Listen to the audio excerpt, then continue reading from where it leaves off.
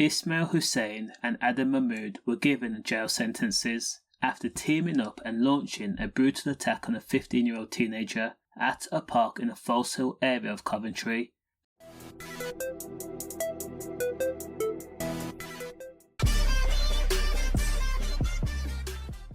Now, it was a miracle that it did not end in an M. Ismail and Adam were older than the teenager, and they recruited a 16-year-old teenager who has not been named on the 3rd of February of this year.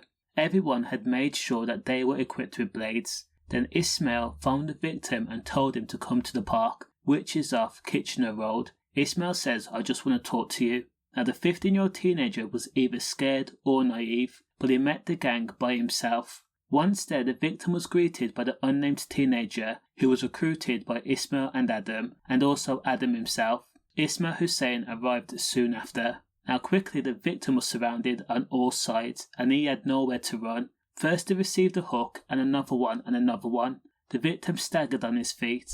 It was then Ismail had pulled out a blade and began to become aggressive, and then began to prod, jab and blade the victim multiple times. The intent to K very real. Now Ismail and Adam, along with the 16-year-old teenager, then fled the scene when members of the public began to scream for help. Witnesses saw red stain the ground. The victim got to his feet and then made it all the way out of the park, but then he collapsed. Members of the public quickly gave first aid while police and ambulance crew were called. Now police then conducted an investigation into the attempted M. CCTV was captured and also catalogued, and Ismail Hussain and Adam Mehmood, along with the 16-year-old teenager, were all quickly arrested.